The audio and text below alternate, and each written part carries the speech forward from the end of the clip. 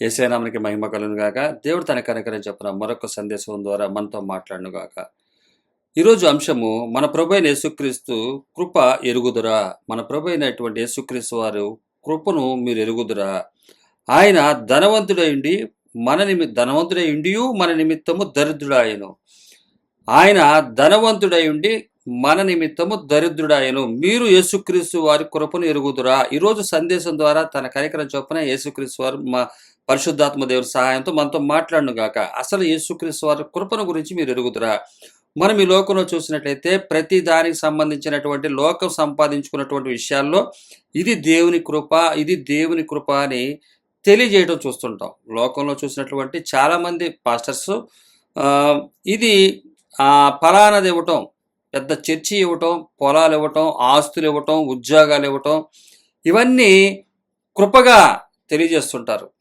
1కి 2 ఇళ్ళు ఇవ్వటం కృప అంటారు, 2కి 4 ఇవ్వటం కృప అంటారు. అయితే మీరు మన ప్రభు అయినటువంటి యేసుక్రీస్తు వారి కృపను ఎరుగుదురా అని కొరింథీలో ఉన్నటువంటి సంఘానికి ఈ యొక్క పౌలు గారు రాస్తున్నారు. మీరు మన ప్రభు అయినటువంటి యేసుక్రీస్తు వారి యొక్క కృపను ఎరుగుదురా. ఆయన గురించి తెలియజేస్తున్నాడు.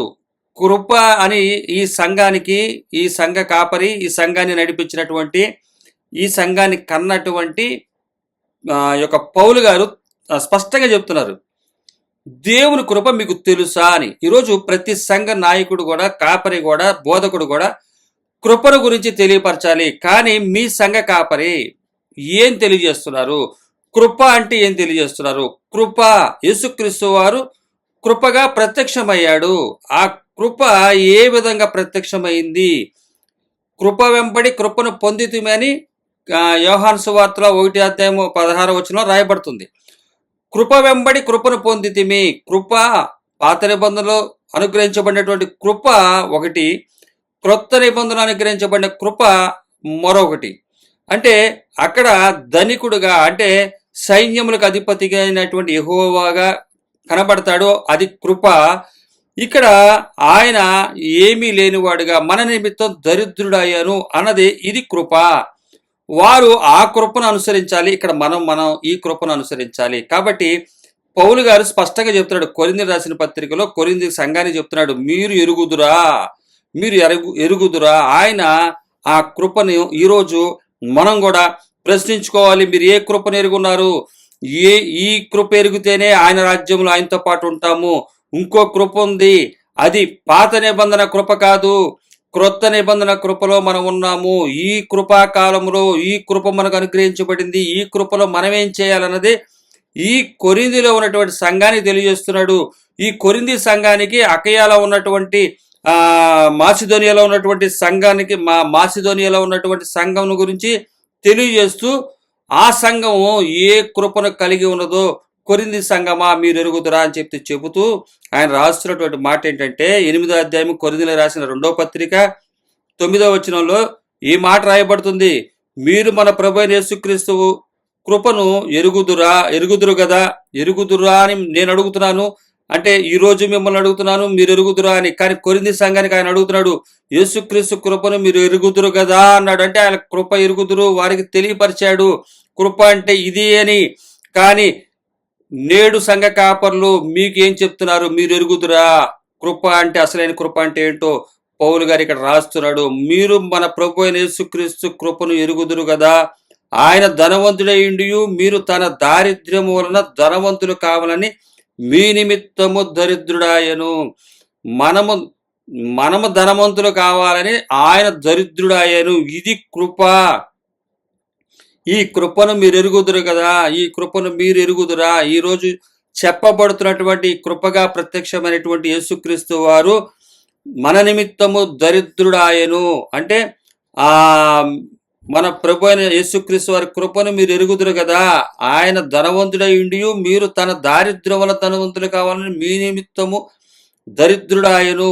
ఇది కృప అనుగ్రహించబడింది. ఈ సంఘానికి తెలియజేస్తున్నాడు, కొరింథీ సంఘమా మీరు ఎరుగుదురు కదా అని. ముందు వచనాల్లో రాస్తున్నటువంటి మన మాట చూసినట్లయితే 8వ అధ్యాయం నుంచి 1వ వచనం నుంచి రాయబడుతుంది.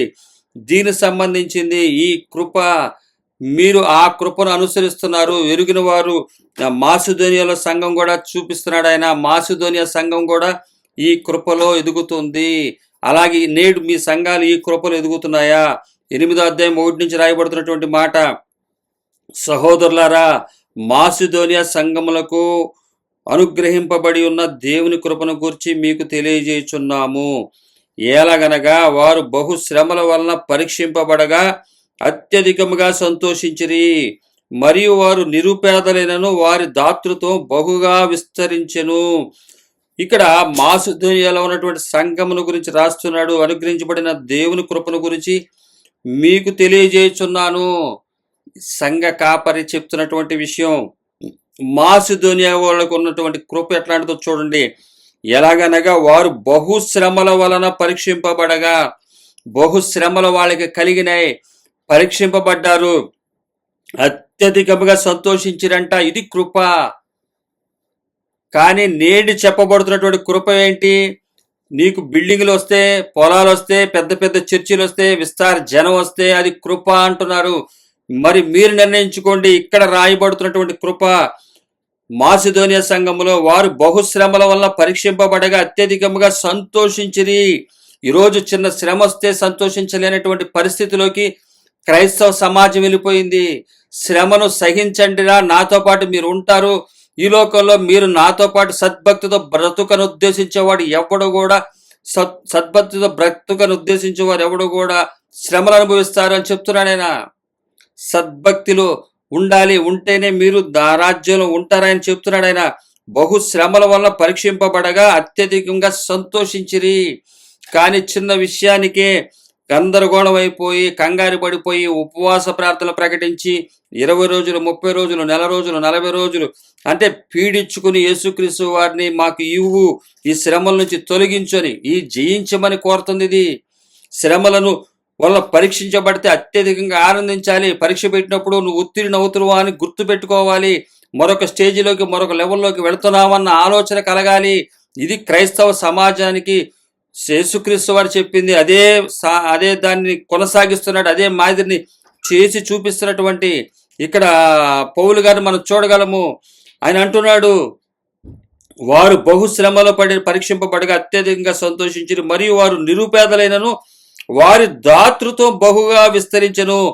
వారు నిరుపేదలైనా సరే దాతృత్వం బహుగా విస్తరించెను. వారు పక్కన శ్రమలతో పరీక్షించబడుతున్నారు, ఇంకో పక్కన దాతృత్వం కలిగి ఉన్నారంట. ఎందువల్ల? ఇది కృప. శ్రమల్లో ఉన్నాము, మాకు ఏంటి ఇబ్బందుల్లో ఉన్నాము, మేమేం సాయం చేస్తాము అని అనుకోలేదు. దాతృత్వాన్ని కూడా కలిగి ఉన్నారు. శ్రమల పడుతున్న వారికి సహాయము చేయడానికి తమ కలిగిన దాటిలో కాకుండా మరీ కష్టమైనా కూడా ఇచ్చారు వాళ్ళు. అది కృప. యేసుక్రీస్తు వారు ప్రత్యక్షమైంది కృపను ఎరుగుదురు కదా అంటున్నాడు. ఆ కృప ఏమని ఎరుగుదురు? ధనవంతుడై ఉండి మన నిమిత్తము దరిద్రుడాయను.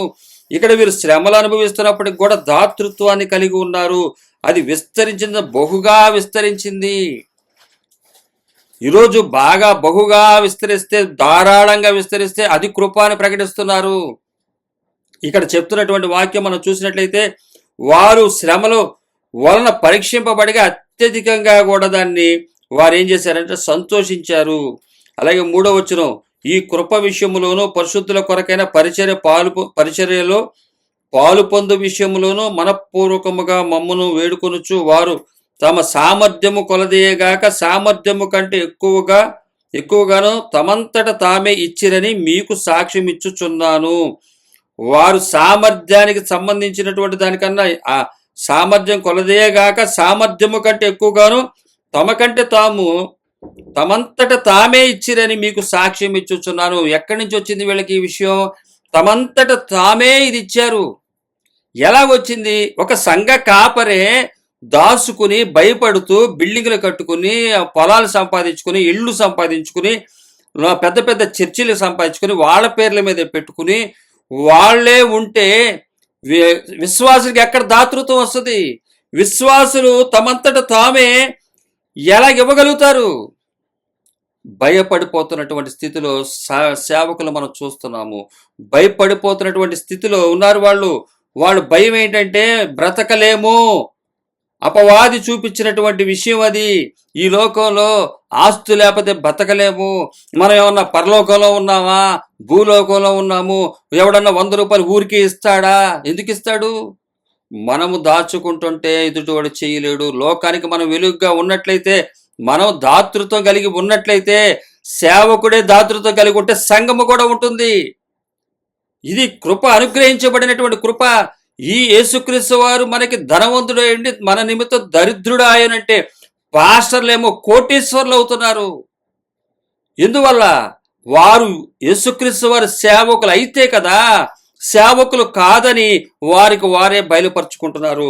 ఇక్కడ రాయబడుతున్నటువంటి కృప చూస్తే తమంతట తామే ఇచ్చిరని మీకు సాక్ష్యం ఇచ్చుచున్నాను. పౌలు గారు చెప్తున్నాడు. పౌలు గారు ఆయన చేసిన దాన్ని గుర్తుపట్టినటువంటి వారు దేవుని కృపను చూపించినటువంటి పౌలు గారిని చూసి తమంతట తామే వారు ఇచ్చారంట. ఈయన కూడా చెప్పలేదు. అంటే వాక్యం ఏమైతే యేసుక్రీస్తు వారి వాక్యాన్ని ఆయన తెలియపరిచాడో, సువార్త ఏదైతే తెలియపరిచాడో, మహిమగల సువార్త ఏదైతే తెలియపరుస్తుందో, ధనవంతుడై ఉండి దరిద్రుడు ఆయన ఏ విధమైనటువంటి స్థితిని చూపిస్తుందో ఆ విధమైనటువంటి ఈ స్థితిని చూపించినప్పుడు తమంతట తామే ఇచ్చిరి. ఈరోజు కోట్లు సంపాదించుకున్న పాస్టర్స్ చూస్తే తమంతట తామే వారు కూడా భయస్థులయ్యి ఇది మాకు దేవుడిచ్చాడు, ఇది మాది, ఇది మాకు సంబంధించింది, మీరెవరో మాకు తెలియదు, మీ సమస్యలు మీవి, మీరు ఎవరైతే మాకు అనవసరం అన్న స్థితిలోకి వారిని కూడా నెడుతున్నారు. తెలియకనే వారికి చేస్తున్నారు. తెలియకే వీరిని కృపలో నడిపించాడు పౌలు గారు. ఈరోజు కృప నుండి బయటకు శాపానికి నడిపిస్తున్నారు. వారికి తెలిసి చేస్తున్నారు ఆ పని. ఇది కృపలో రావడానికి వీరికి మార్గాన్ని చూపించాడు. ఇక్కడ పౌలు గారు ఈ సంఘానికి చెప్తున్నాడు. ఈ కృప ప్రత్యక్షతను గురించి చూసినట్లయితే, ఈ కృప ప్రత్యక్షం ఎందుకైందో తెలుసా? ఈ కృప మనకి ఎందుకు ప్రత్యక్షించబడిందో తెలుసా? ఈ లోకంలో కోటేశ్వర్లు అవటానికి కాదు, ఆయన రాజ్యములో ఆయన రాకడ కొరకు ఎదురు చూడటానికి అని మనం చూసినట్లయితే తీతు గారికి రాసినటువంటి పత్రిక 2వ అధ్యాయము 11 నుంచి 13 వరకు ఉన్నటువంటి వచనాలు చూసినట్లయితే ఎంత చక్కగా ఇక్కడ రాయబడుతుంది. యేసుక్రీస్తు వారు మనకి కృపగా ప్రత్యక్ష అవటం గల కారణము, ఆయన దరిద్రుడుగా ప్రత్యక్షమవటం గల కారణము, అలాగే వీళ్ళు దాతృత్వంతో శ్రమలు పొందిన దాతృత్వంతో ఇవ్వగలుగుటకు, అలాగే ఆ మార్గంలో నడవగలుగుటకు వీరు ఎలాగైతే నిలబడగలిగి ఉన్నారో వారు గుర్తించారు. యేసుక్రీస్తు వారి యొక్క ప్రత్యక్షత ఏ విధంగా ప్రత్యక్షింపబడింది దాని గురించి రాస్తున్నాడు. ఆ కృప రక్షణకరమైనటువంటి కృప. అందుకని 11వ వచనం, ఏలయనగా తీతు గారు రాసినటువంటి పత్రిక 2వ అధ్యాయం 11 నుంచి 13 వరకు ఉన్న వచనాలు. ఏలయనగా సమస్త మనుషులకు రక్షణకరమైన దేవుని కృప ప్రత్యక్షమై, ఏలయనగా సమస్త మనుషులకు రక్షణకరమైన దేవుని కృప ప్రత్యక్షమై మన భక్తిహీనతను ఇహలోక సంబంధమైన దురాశలను విసర్జించి యేసుక్రీస్తు వారి యొక్క రక్షణకరమైనటువంటి దేవుని కృప ప్రత్యక్షమైంది. ఆ కృప చెబుతుంది మనము భక్తిహీనతను ఇహలోక సంబంధమైన దురాశలను విసర్జించి శుభప్రదమైన నిరీక్షణ నిమిత్తము.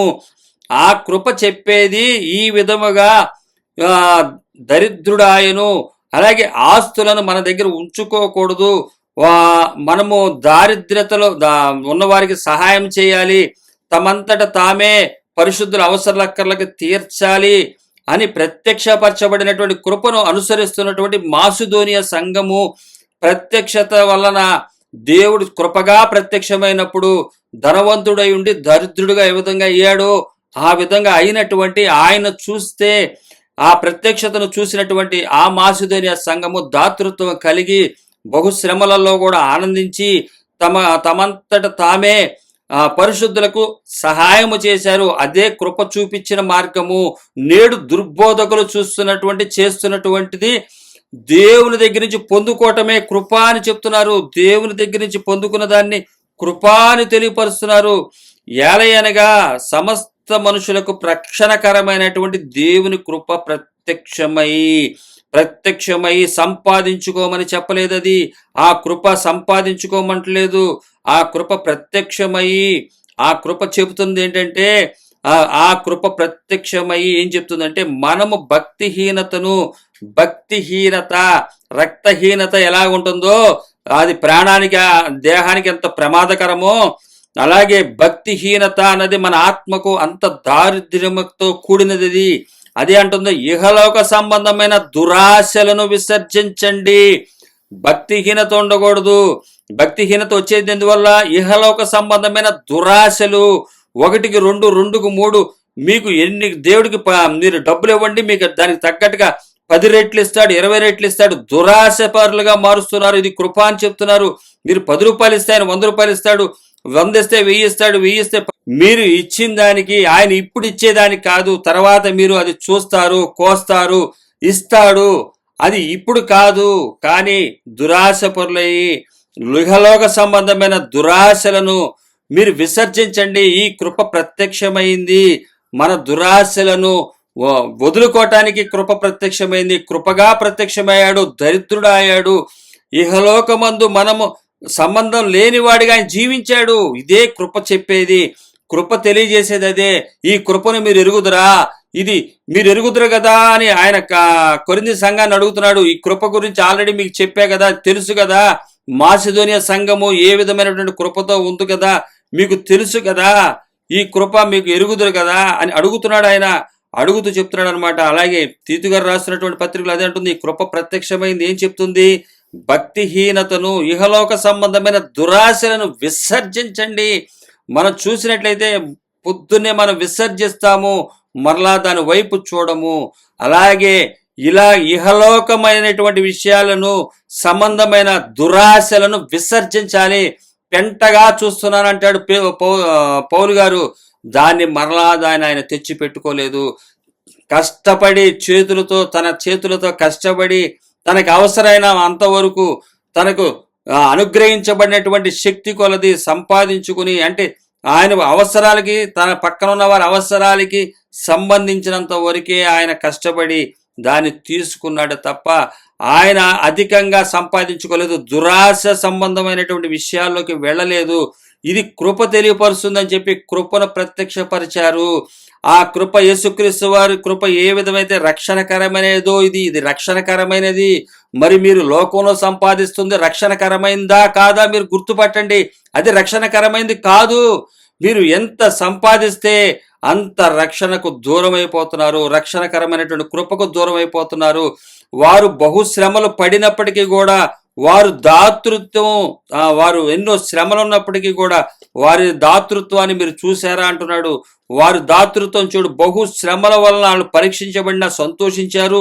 సంతోషించడమే కాకుండా ఆ శ్రమల్లో వారు సంతోషించడమే కాకుండా తమకు కలిగిన దానికన్నా వారికి సామర్థ్యము కంటే ఎక్కువగా తమంతట తామే ఇచ్చిరని మీకు తెలియపరుస్తున్నాను.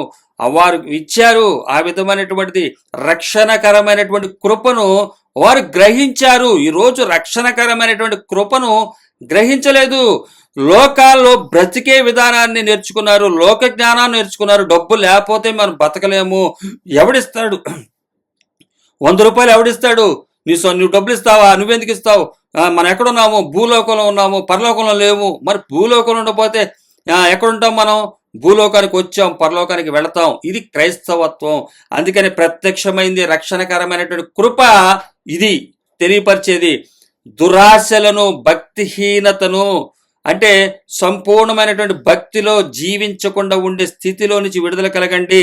దానికి కావాల్సింది ఏంటంటే ఇహలోక సంబంధమైన దురాశలను విసర్జించి శుభప్రదమైన నిరీక్షణ నిమిత్తము, అనగా మహాదేవుడును మన రక్షకుడైన యేసుక్రీస్తు, మహాదేవుడును తండ్రి అయినటువంటి దేవుడు, ఆయన మన రక్షకుడుగా మారాడు. సైన్యములకు అధిపతియగు యెహోవా ఆయన మన రక్షకుడుగా మారాడు. ఆయన ధనవంతుడై ఉండి దరిద్రుడయ్యాడు. మీరు గుర్తుపెట్టుకోండి, ఇహలోక దురాశలను త్యజించాలి, వాటిని జయించాలి అని యేసుక్రీస్తు వారు జయించి చూపించాడు. ఇది కృప. కృప తెలియపరిచేది, రక్షణకరమైనటువంటి కృప చెప్పేది ఇది. ఈ కృపలో మీరు స్థిరంగా ఉండాలని ఆయన చెప్తున్నాడు. ఎగ్జాంపుల్గా చెప్తున్నాడు. మహాదేవుడైన ఆయన మహాదేవుడును మన రక్షకుడయ్యాడు. అధిక మహిమ, ఆ మహిమను మొహం మీద ప్రకాశిస్తున్న మోషే చూస్తేనే, మోషేకి దేవుని చూసేవాడు, దేవుని మహిమను చూసేవాడు. ఆ మహిమను ఆ ఇశ్రాయేలు ప్రజలు చూస్తే తట్టుకోలేకపోయేవాళ్ళు. అందుకని ముసుగేసుకున్నాడు ఆయన మోషే. ఆ ముసుగు వల్ల వాళ్ళు మోషే చెప్పింది వినగలిగారు. ముసుగు తీస్తే వాళ్ళు బ్రతకలేరు. అంత మహిమ కలిగినటువంటి దేవుడు, మహాదేవుడు మన రక్షకుడయ్యాడు. ఉమ్మి వేయబడ్డాడు, కొరడాలతో కొట్టబడ్డాడు, సిలువ వేయబడ్డాడు, దూషించబడ్డాడు, అవమానించబడ్డాడు. అనేకమైనటువంటి విషయాలు మన జీవితంలో జరగనటువంటి అనేకులు కాంట్రించి ఉమ్ము వేయబడినటువంటి స్థితికి ఆయన మన రక్షకుడుగా వచ్చాడు. మీరు ఈ లోక దురాశలతోటి వెళ్ళిపోయినట్టయితే ఈ కృప రక్షణకరమైనది. మీకు అనుగ్రహించబడినటువంటి కృప రక్షణకరమైనది కాదు. మీరు లోకాన్ని సంపాదించుకుంటున్నారంటే ఇహలోక దురాశలలో నాకు ఇంతమంది కావాలి, లక్షలు కావాలి, కోట్లు కావాలి, నేను చెప్పాలి, నువ్వు చెప్పడం ఏంటి, నేను చెప్పడం ఏంటి? యేసుక్రీస్తు వారి 12 మంది శిష్యులను ఎన్నుకున్నాడు ఆయన. వారికే ఆయన్ని బయలుపరుచుకున్నాడు. యూదా అంటాడు ఇస్కరియోతు కాని యూదా అంటాడు, మాకే నువ్వు బయలుపరుచుకుంటగల కారణం ఏంటయ్యా అని అడుగుతాడు. మీరు నాకు సాక్షులుగా జీవించాలని. ఈరోజు రక్షణకరమైన కృపకు సాక్షులుగా ఉన్నవారు సమస్త ధనాన్ని విడిచిపెట్టి జక్కయ్య వలె 1కి 4 రెట్లు ఇచ్చేసి పంచేసి ఆయన దగ్గరికి వచ్చిన వాళ్ళు పౌలు గారి వలె తమ కొన్న స్థిరాస్తులన్నింటినీ పంచేసి పరిశుద్ధుల అవసరాలకు ఆకారాలకు ఇచ్చేసి పెంటతో సమానంగా ఎంచుకుని దాని ఈ లోకాన్ని ఏమి సంపాదించుకోకుండా ఉన్నాడు. ఇది రక్షణకరమైనటువంటి కృప ప్రత్యక్షమై మనకు తెలియపరుస్తుంది. ఆయన దరిద్రుడై మన ఇక్కడ ధనవంతుడు చేయడానికి వచ్చాడని చెప్పి నాకు కూడా కొన్ని సంవత్సరాల క్రితం అప్పులున్నప్పుడు పాస్టర్ గారికి ఫోన్ చేస్తే చెన్నైలో ఉన్నటువంటి పాస్టర్ గారితో ఆయన ఏమన్నాడంటే, ఆయన మన నిమిత్తము దరిద్రుడు అయ్యాడు, మనం ధనవంతులు చేయటాకన్నాడు ఆయన. నాకు తెలీదు. సీనియర్ అయినప్పటికీ కూడా 25 సంవత్సరాలు 30 సంవత్సరాలు సీనియారిటీ ఉన్నా కూడా నేను కూడా అదే మాట నమ్మి తర్వాత కానీ అర్థం కాల. ఆయన దరిద్రుడు అయింది ఈ లోకంలో మన ధనవంతులు చేయటానికి కాదు, పరలోకములో ధనవంతులుగా బ్రతకడానికి. ఈ లోక ధనము ఈ రకరకాలైనటువంటి మారిపోతాయి, ఉండవు. కానీ శాశ్వతమైనటువంటి ధనం కోసం ఆయన దరిద్రుడు అయ్యాడు తప్ప ఈ లోక ధనవంతులు చేయటానికి కాదు అని ఇక్కడ వాక్యం తెలియపరుస్తుంది. పౌలు గారు చెప్తున్నాడు, మీరు ఎరుగుదురు కదా. అయితే ఈరోజు మీరు ఎరుగుదురా? మీరు చెప్పబడుతున్నటువంటి కృప ఏంటి? సంపాదించుకోవటమే కదా. ఆశీర్వాదాలే కృప అంటున్నారు కదా. ఆశీర్వాదం రానైన వాళ్ళకి పాపాత్ములు అంటున్నారు కదా. అది కాదు. ఇక్కడ చెప్పబడుతుంది, వారు బహు శ్రమల్లో ఉన్నప్పటికీ కూడా, వారు దారిద్ర్యతలో ఉన్నప్పటికీ కూడా వారు పరిశుద్ధులకు సహాయం చేశారంట. శక్తికి మించి కూడా వారు సహాయం చేశారంట. వారు సామర్థ్యము కొలదేయగాక సామర్థ్యము కంటే ఎక్కువగా తమంతట తామే ఇచ్చిరి అంట. ఈ విధమైనటువంటి కృప యేసుక్రీస్తు వారు పౌలు గారికి నేర్పినప్పుడు పౌలు గారు తన సంఘానికి నేర్పాడు. అదే యేసుక్రీస్తు వారు పౌలు గారు నేర్పినది ప్రతి సంఘానికి నేర్పిన వాడే రక్షణకరమైనటువంటి కృపను చూపించిన వాడే అసలైన పాస్టర్. ఆస్తులను సంపాదించుకుని చూపించినది కాదు అని ఇక్కడ వాక్యం స్పష్టంగా తెలియజేస్తుంది. మీరు కావాలంటే చదవండి. 2 కొరింథీయులకు రాసిన పత్రిక 8వ అధ్యాయం 1 నుంచి ఉన్నటువంటి వచనాలు చదవండి, మీకు అర్థమవుతుంది. అలాగే తీతు గారు రాసిన పత్రిక 2వ అధ్యాయము 11 నుంచి 13 వరకు ఉన్నటువంటి వచనాలు మీరు చూసినట్లయితే అర్థమవుతుంది. ఇక్కడ రాయబడుతుంది, ఆయన మహాదేవుడు మన రక్షకుడుగా మారాడు. ఆయన 3వ వచనం 13వ వచనం తీతు గారికి రాసినటువంటి తీతు గారికి రాసిన పత్రిక 2వ అధ్యాయము 13వ వచనం, అనగా మహాదేవుడును మన రక్షకుడునైన యేసుక్రీస్తు మహిమ యొక్క ప్రత్యక్షత కొరకు ఎదురు చూచుచు ఈ లోకములో స్వస్థ బుద్ధితోను నీతితోను భక్తితోను బ్రతుకుచుండవలని మనకు బోధించుచున్నది.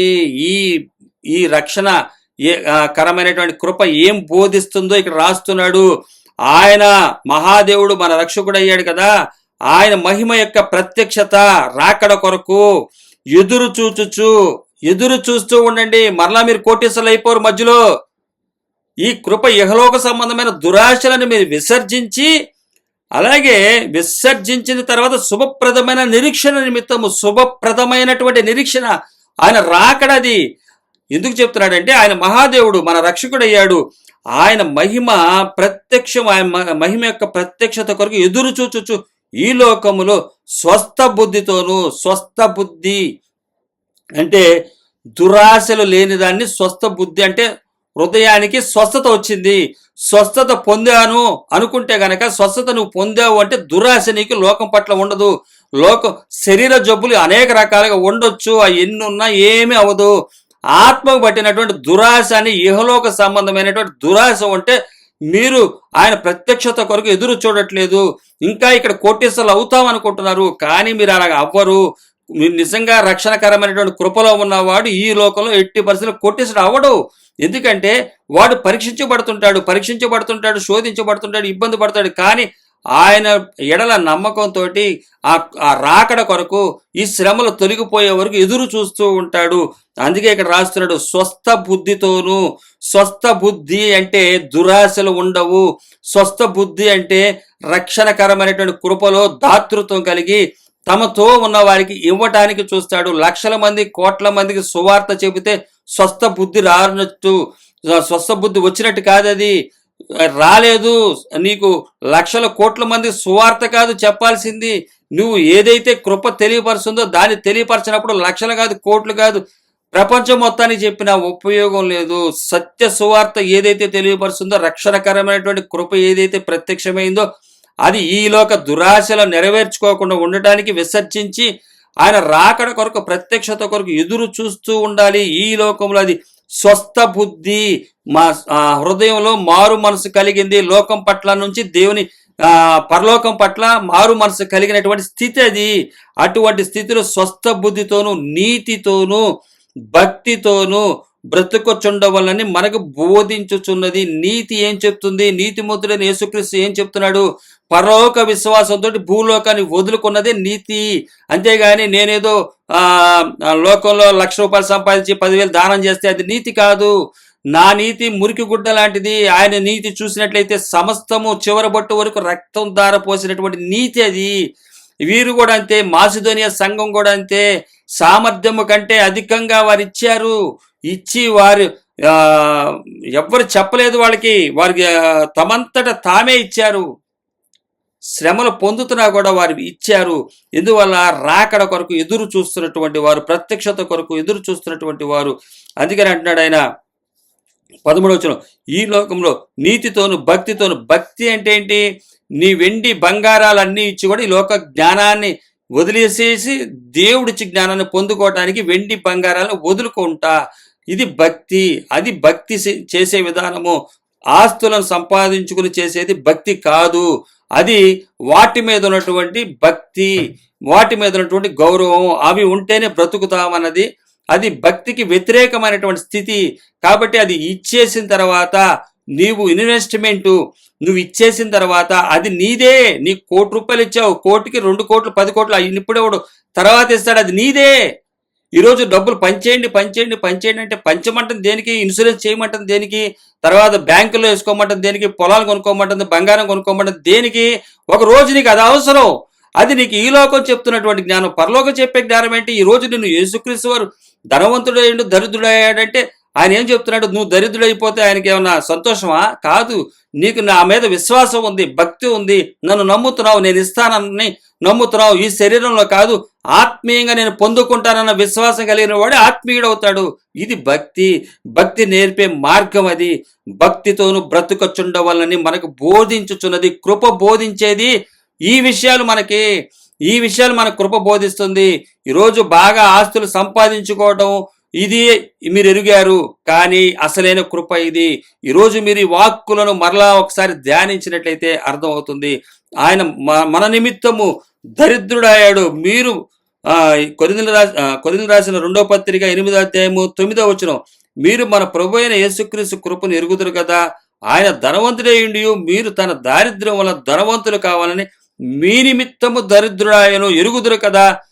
కొరింథీ సంఘమా, వీళ్ళ పురుగొలుపుతున్నాడు. మాసిదోనియా సంఘాన్ని కూడా చూపిస్తున్నాడు. ఇదిగో చూశారు కదా, మాసిదోనియా సంఘం కూడా మీరు ఎరుగుదురు కదా. ఇక్కడ ఏదో మిస్టేక్ జరుగుతుంది వీళ్ళ దగ్గర. వీరు ఏం జరుగుతుందంటే మరలా లోకానికి వెళ్ళిపోయే స్థితికి, అలాగే వీరు సంపాదించుకునే స్థితికి వెళ్ళిపోకుండా కాపలా కాస్తున్నాడు.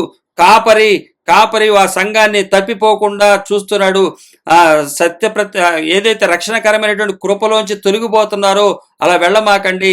ఇంకా ఈ వచనాల్లో రాస్తాడు, మీరు అలా వెళ్ళమాకండి. వారి మాసిదోనియా వారి కృప ఏ విధమైనటువంటి కృపలో ఉన్నారో అదే విధంగా కొనసాగండి అని తప్పిపోకుండా ఒక కాపరి ప్రయాసపడి చెప్తున్నటువంటి మాటలు. ఈరోజు కూడా ఇదే వాక్కులు మనకు కూడా తెలియపరచగల కారణం, కృప అంటే ఇవ్వటం, దాచుకోవటం కాదు, పెంచుకోవటం కాదు, ఈ లోకాన్ని సంపాదించుకోవటం కాదు అని వాక్యాలు మనకు తెలియపరుస్తాయి. దేవుడు తన కార్యక్రమం చెప్పిన మనతో మాట్లాడాడు తప్ప ఇవి మన సొంత విషయాలు కాదు. ఇక్కడ ఏదైతే రాయబడుతున్నాయో దాన్ని అనుసరించి నడిచేవాడు నిజమైన క్రైస్తవుడని దేవుడు వాక్యం తెలియజేస్తుంది. ఇట్టి కృప మనకు అనుగ్రహించినటువంటి దేవునికి సర్వదా కృతజ్ఞతలు చెల్లునుగాక.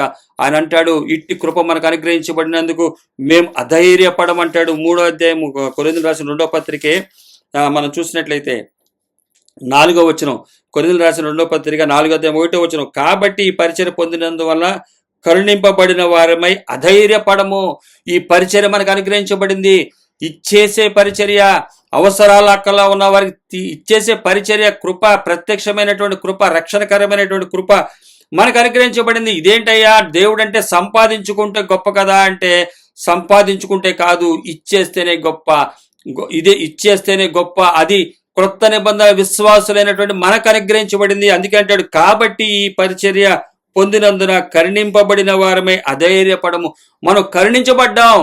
ఇచ్చేయటం ఏంటి, ఆస్తులు వాళ్ళకి ఇవ్వటం ఏంటి, వీళ్ళకి ఇవ్వటం ఏంటి, పంచేయటం ఏంటి, ఇదేంటి ఇలా చేయటము, ఇది ఈ విషయంలో అధైర్యపడం మేము అంటున్నాడు ఈయన. ఇక్కడ రాస్తాడు, మేము దృశ్యమైనవి కాదు అదృశ్యమైనవి నిదానించి చూచుచున్నాము అని. ఈ 4వ అధ్యాయంలో కూడా, కొరింథీయులకు రాసిన 2వ పత్రిక 4వ అధ్యాయంలో కూడా ఎంత వివరంగా రాస్తాడు.